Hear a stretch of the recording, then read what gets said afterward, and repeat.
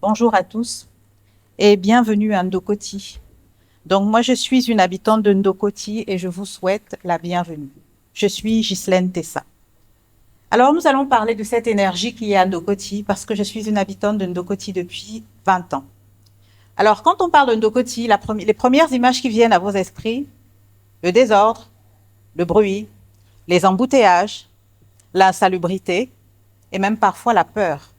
D'ailleurs, ça n'a été cité que, ce n'est que ce qui est cité depuis le début. Et j'imagine que lorsque vous avez vu TEDx Ndokoti, tout le monde s'est dit, oh là là, mais TEDx Ndokoti. Mais qu'est-ce qu'on va chercher à Ndokoti? Personne ne parle jamais d'espoir quand on parle de Ndokoti. Et pourtant, chaque matin, ici, comme dans beaucoup de quartiers populaires dans les grandes métropoles africaines, chaque matin, ce sont des milliers de femmes et d'hommes qui se lèvent tôt pour trouver un petit boulot qui leur permettra de nourrir leur famille. Alors, ce que nous on appelle en général chaos, ce que vous appelez tous chaos, c'est une incroyable énergie humaine que vous ne pouvez même pas décrypter et qui démarre au petit matin. Alors, si on se pose une question, est-ce que la ville est un problème, est-ce que la ville et Ndokoti ont un défaut d'effort de leur population, ou alors est-ce que c'est le cadre urbain qui n'arrive pas à suivre cette immense énergie qu'on trouve à Ndokoti? Alors, nous allons parler de cette énergie et que je peux même appeler audace. Oui, à Ndokoti, il y a de l'audace, comme dans beaucoup d'endroits dans le monde. Et vous seriez surpris de cette audace. Cette audace se trouve dans les vendeuses de rue qui transforment leurs petits étals, leurs tables, en zone d'échanges commerciaux incroyables. Vous seriez surpris par le nombre d'échanges et d'affaires qui se passent sur ces tables-là. L'audace se trouve dans ces petits réparateurs de téléphones qui improvisent des ateliers hautement techniques sur le trottoir. L'audace se trouve dans ces livreurs qui, sans GPS, slalom au milieu des embouteillages pour faire vivre notre économie. L'audace se trouve dans ces livreurs et ces logisticiens ingénieux qui, la nuit venue, transportent les étals et les marchandises des mamans pour les ranger dans des magasins improvisés, qui sont en réalité des magasins, des boutiques, des arrière-cours ou des bars qui, à la nuit venue, se transforment en entrepôts. L'audace se trouve aussi dans ces boutiques que vous voyez le long de la rue, ouvertes 24 heures sur 24. Ndokoti est aussi un cœur économique, parce que de nombreuses activités, des milliers d'activités battent leur plein tous les jours. La restauration, la logistique, le transport, les divers services que vous ne pouvez même pas imaginer. Et enfin, Ndokoti est un cœur humain, parce que les milliers de personnes, d'hommes et de femmes, le font battre chaque jour, par leur résilience, par leur ingéniosité et par leur endurance. Oui, Ndokoti est vraiment un cœur. Et cette position de cœur explique justement toutes les congestions et les pressions que vous pouvez ressentir quand vous passez par Ndokoti. Mais hélas, comme tout cœur, il peut être malade. Si ses artères ne sont pas bien traitées, si sa circulation n'est pas fluide, alors le corps entier va souffrir. Ndokoti ne nous dit pas que la ville est malade. Ndokoti nous indique à quel endroit la ville est malade, dans son cœur. On ne répare pas un cœur en réduisant son activité. On répare un cœur en améliorant sa circulation. C'est cela Ndokoti. Alors, je vais parler des flux. Devant ces solutions, devant ces problèmes, la ville essaye parfois de trouver des solutions. Parfois, on casse pour faire des marchés formels, des boutiques formelles, pour aménager des espaces. Tous les commerçants peuvent s'y installer et mener leurs activités. Mais beaucoup d'entre eux refusent, nous l'avons constaté, restent sur la rue. Pas par goût du désordre, encore qu'on pourrait le dire pour certains, mais pas par goût du désordre. Parfois, ces boutiques coûtent extrêmement cher au regard des revenus que les personnes génèrent. Il manque pour ces personnes un marketing qui pourrait faire connaître leurs produits. Les marges des produits qu'ils vendent pour la population qu'ils vendent sont tellement faibles qu'elles ne peuvent pas réussir à tenir les charges qui seraient imposées par une boutique formelle. Et les moyens pour avoir un service commercial qui amènerait à vous les clients sont inexistants. Donc, un étal sans client, c'est bien sûr la faillite assurée. Ce n'est pas possible. Donc, ce qu'on peut constater, c'est que les flux ont changé. La rue vous garantit le flux sur votre étal. C'est la rue qui vous garantit le flux sur votre étal.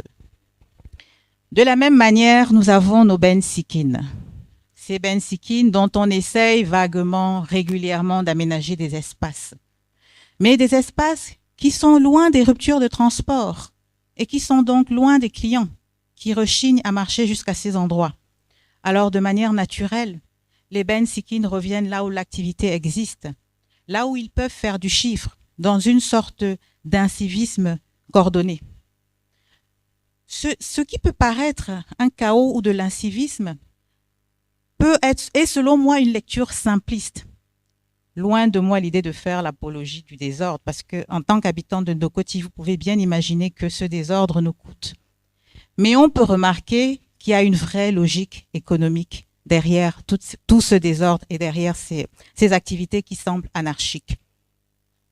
Donc, selon moi, l'anarchie, on ne peut pas voir l'informel comme l'anarchie. Dire que l'informel de Ndokoti est une anarchie est une erreur. En réalité, l'informel de Ndokoti est synchronisé avec les flux. Le commerce suit les passants. La restauration suit les attentes. Et le transport informel suit les saturations de transport.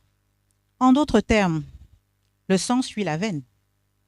Que peut-on faire? Le sang suit la veine. Donc, qu'est-ce que ça signifie si le sang suit la veine? Ça voudrait dire qu'il y a d'autres façons de penser Ndokoti. Ce qu'on observe là, en réalité, ce chaos et ce désordre sont une vraie logique économique. Une vraie logique économique qui font de Ndokoti non pas un lieu anarchique, mais un laboratoire que nous devons étudier. Alors, c'est là que je voudrais vraiment poser la question, vraiment introduire mon idée. En tant qu'ingénieur de génie civil, travaillant sur l'urbanisme, travaillant sur les logements, que peut-on faire? On ne transformera pas nos villes en détruisant l'informel, mais en le structurant. On devra structurer l'informel pour que nos villes puissent respirer. Et c'est ainsi que Ndokoti ou d'autres villes ou d'autres espaces qui sont similaires pourront retrouver une activité qui paraît plus conforme à ce que les gens acceptent. Comment le faire? C'est vrai qu'on essaye, parfois on casse, parfois on parle, on crie et on fait des reportages. Mais est-ce que vraiment un jour nous nous sommes arrêtés pour réunir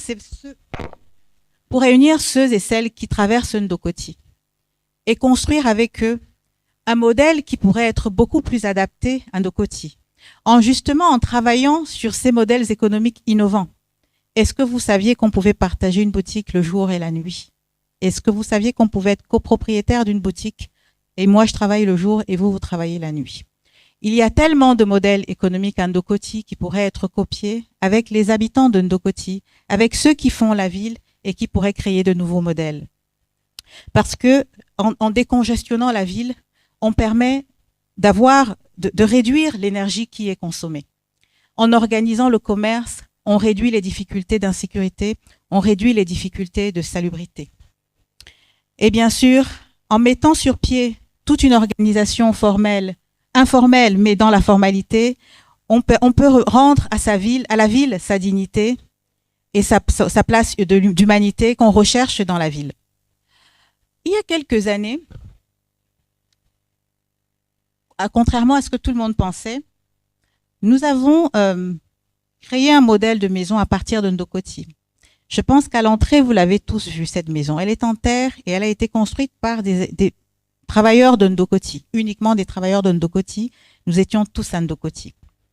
Cette maison a été présentée sur la scène internationale, plus précisément à Dubaï, au milieu de projets pharaoniques qui coûtaient des millions de dollars, rien qu'en publicité. Et nous étions inquiets parce que nous venions de Ndokoti. Et eux, ils venaient de Qatar, Abu Dhabi, Arabie Saoudite, Égypte. Maroc, Afrique du Sud. Mais nous y sommes allés fièrement, en gardant l'identité de Ndokoti.